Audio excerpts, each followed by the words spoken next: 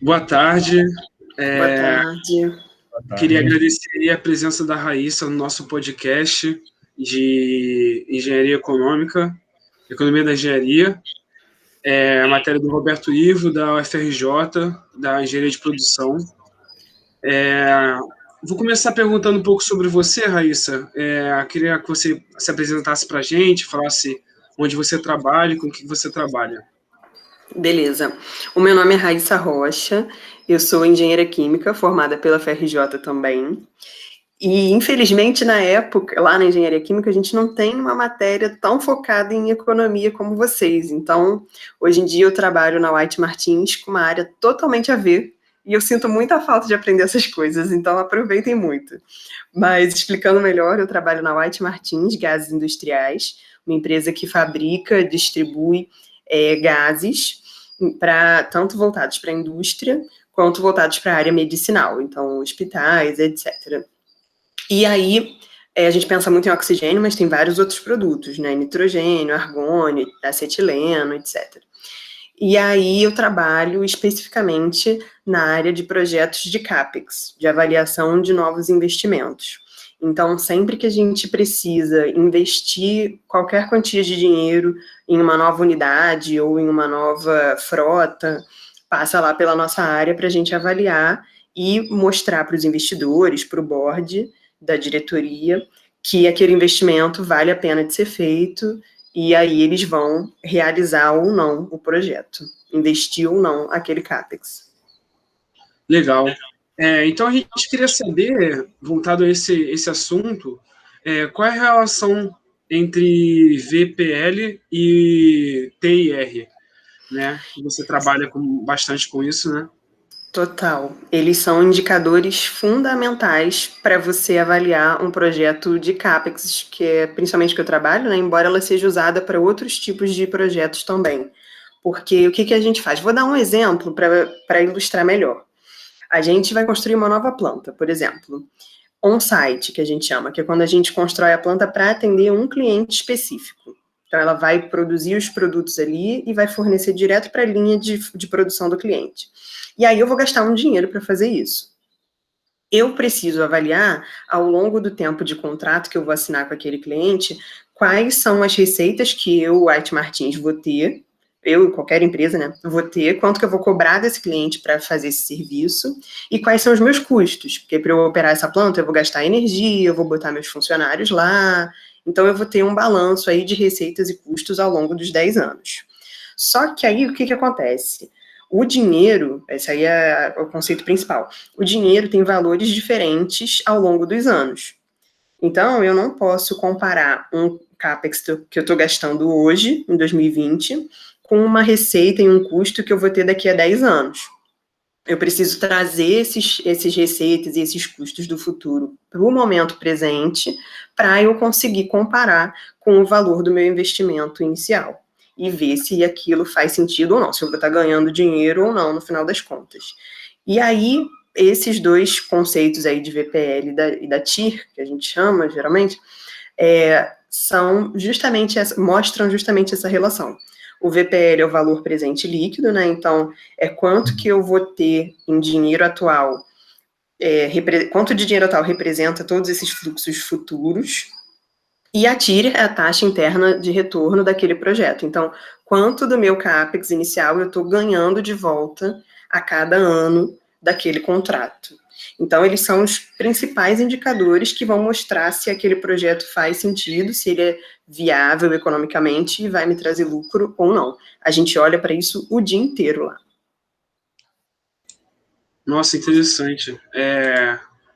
É maneiro ver como isso está interligado, né? A gente está estudando isso realmente, a ligação entre o VPL e o TIR. Sim. E a gente queria saber um pouco mais sobre como é que é a aplicação do TIR e qual a importância, né, nesse estudo, né, nessa criação de uma nova planta que você disse. Então, lá na nossa área, a gente sempre prepara. Só vou chegar no que você perguntou, mas só para vocês entenderem o contexto. A gente sempre prepara uma apresentação sobre os projetos para mostrar para a diretoria e para o presidente e ele decidir se a gente vai investir ou não. E aí a gente sempre tem um slide com os resultados do estudo. E aí, a informação que tem que estar em maior destaque, a gente geralmente bota ela vermelho, chamando atenção, é a TIR. Então, ela é o principal indicador, junto com o VPL, mas o VPL ainda está em segundo plano, assim, para a tomada de decisão do cara. Tô falando do cara porque não é a nossa área que vai decidir se vai investir ou não, é o presidente.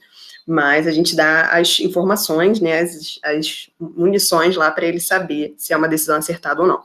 Então, a TIR é o principal indicador. Eles sempre perguntam isso, e depois que o projeto começa a acontecer, a gente fez o investimento, está rolando aquele contrato, é uma coisa que a gente sempre volta a avaliar, se a gente está atingindo aquela meta de TIR, aquela TIR que a gente calculou lá atrás, ou não. Então, tanto no momento da decisão, quanto depois, quando a gente está acompanhando, a TIR é o principal indicador.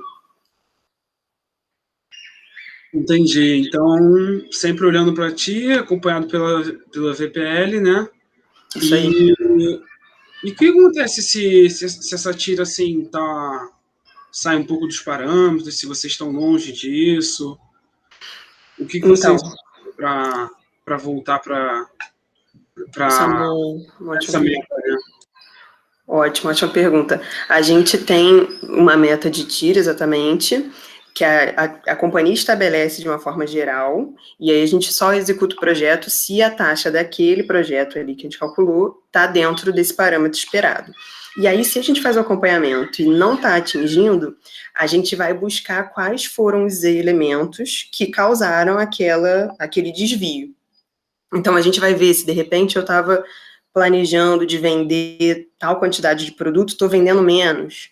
Ou então, a minha tarifa de energia saiu mais alta do que eu tinha planejado. Porque, geralmente, para a TIR está mais baixa, ou minhas receitas estão menores do que o planejado, ou meus custos estão maiores do que o planejado. E aí, a gente vai renegociar o parâmetro que está aparecendo o problema. Então, se é meu contrato de energia com meu fornecedor que está mais alto, eu vou renegociar, vou, de repente, pensar em fazer um contrato maior para eu poder barganhar um menor preço, ou eu vou fazer uma ação de reajuste de preço para eu conseguir ter mais receitas, se for o caso das receitas estarem mais baixas. Então, a gente sempre vai destrinchar essa TIR para ver o que causou esse desvio. E aí a gente vai direto lá. Interessante, obrigado. Bacana, prazer. Me apresentando então, eu sou Eric Guimarães, Raíssa, queria te fazer uma pergunta. Ainda nesse plano aí de investimentos internos, né, de CAPEX, que você estava falando com a gente, surgiu em nossos estudos o termo leasing, né? E eu queria te perguntar se você podia explicar um pouquinho para a gente, para a galera que está nos assistindo, o que seria o leasing. Uhum. O leasing, ele não é uma prática que a gente faz muito lá na White Martins. Lá a gente usa mais o comodato. Posso também comentar o que é. Mas o leasing é quando você faz basicamente um processo de locação. Então, vamos supor, eu vou construir a minha planta perto da unidade do cliente, como eu tinha comentado, para fornecer produto para ele. Só que eu preciso que essa planta esteja em cima de um terreno, certo? Eu preciso de uma área ali de terra para construir a minha planta e atender o cliente. E muitas vezes a gente não vale a pena para a gente, como empresa, comprar um terreno, porque eu não vou depois usar aquela área para outras coisas. Vai ser só especificamente para atender aquele cliente. Então, o que é mais vantajoso, geralmente? Você alugar. O cliente compra aquele terreno, afinal está próximo de uma planta dele, e aí ele passa para a gente o direito de usar aquela área, cobrando um determinado aluguel. Esse é basicamente o processo. E aí também tem toda uma questão tributária, tem outros detalhes envolvidos aí nessa transação. Mas é basicamente isso. Em comparativo com o comodato, que é quando o cliente simplesmente empresta o terreno. Já que eu estou usando ele para fornecer um produto para ele mesmo, para o próprio cliente, ele não cobra e aí ele só me dá a autorização temporária de usufruto daquela área. Então, são dois conceitos super importantes, e aí se pratica ou um ou outro. Aí varia de acordo com questões legais, com política das empresas, etc. Você acha que seria o comodato mais rentável ou é uma questão de estratégia mesmo? É uma questão de estratégia e varia de caso a caso. Às vezes o leasing pode ser mais interessante, dependendo da região que você está. Entendi. E, assim, sobre o que a gente estava conversando de VPL, TIR, quais são, assim, as ferramentas, né, que vocês utilizam no cálculo, assim, desses indicadores? E como é que vocês fazem a apresentação disso? Tá. A gente, geralmente não, 100% das vezes, a gente calcula tudo no Excel. É a ferramenta principal, assim, 90% do nosso dia a gente passa fazendo esses cálculos, montando os fluxos de caixa e calculando os indicadores no Excel, fundamental.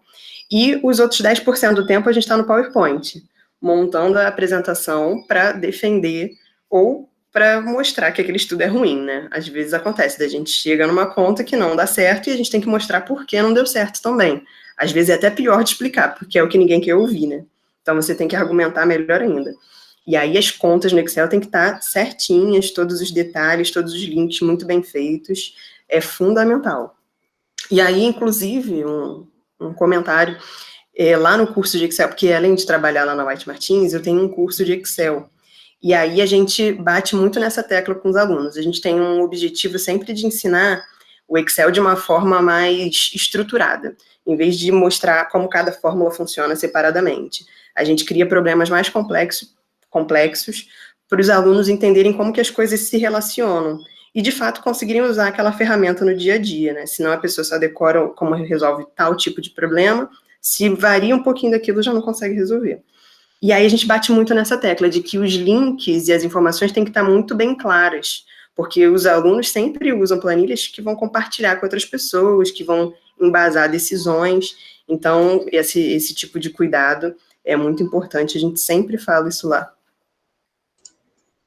Maneiro que você traz a vivência, né, para dentro da sala de aula, né? Porque você está vivendo isso, trabalhando com isso, e aí você pode, além de ensinar, trazer todo o seu conhecimento e aplicar para todos os alunos e replicar isso. É muito, muito interessante.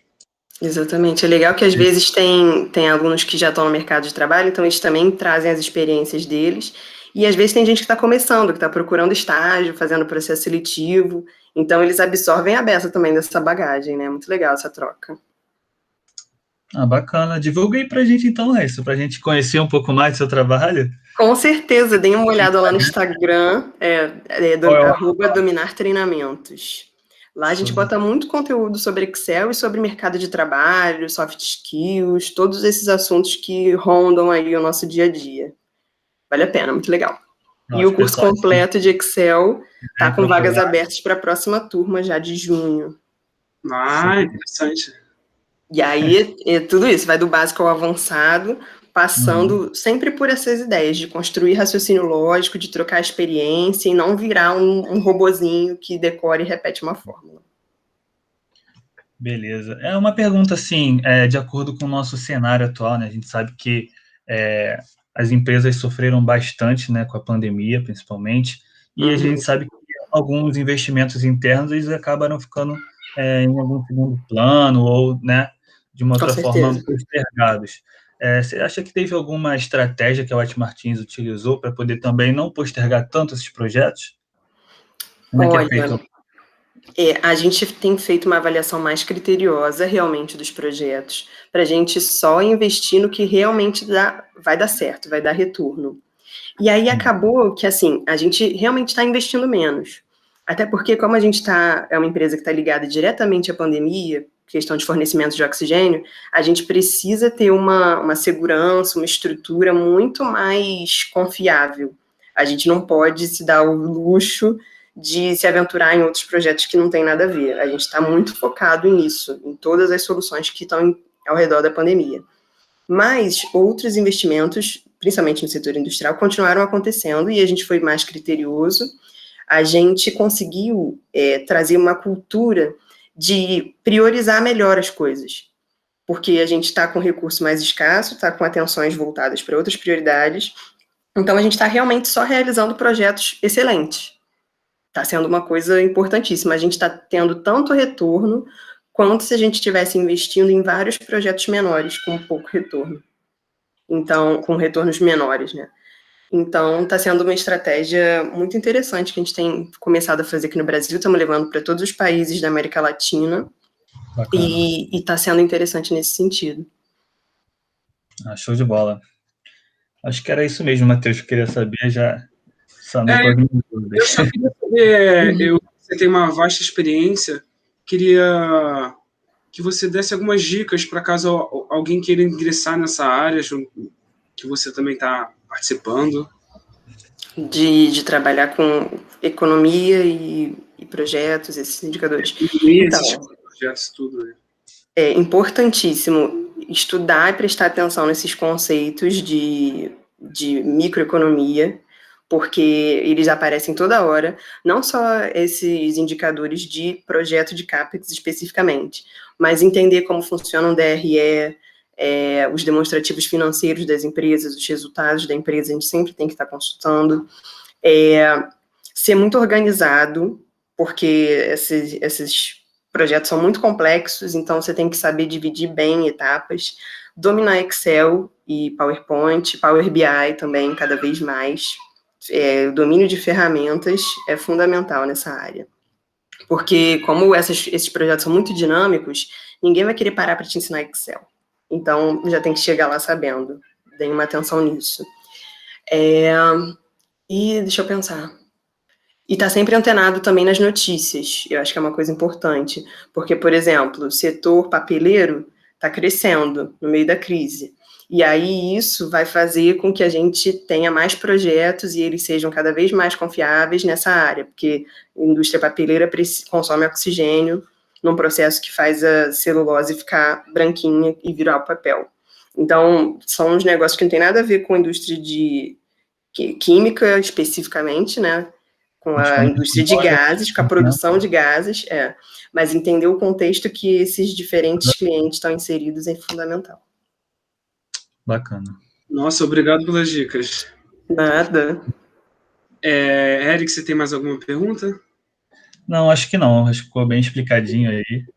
Olha, Raíssa, queria agradecer pela sua presença, abrir um espaço do seu dia para a gente, passar um pouco do conhecimento aí para os alunos da matéria, para o pessoal da engenharia de produção.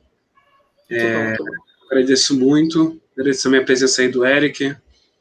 Foi um ótimo trabalho. Fico feliz com o convite de vocês, obrigada.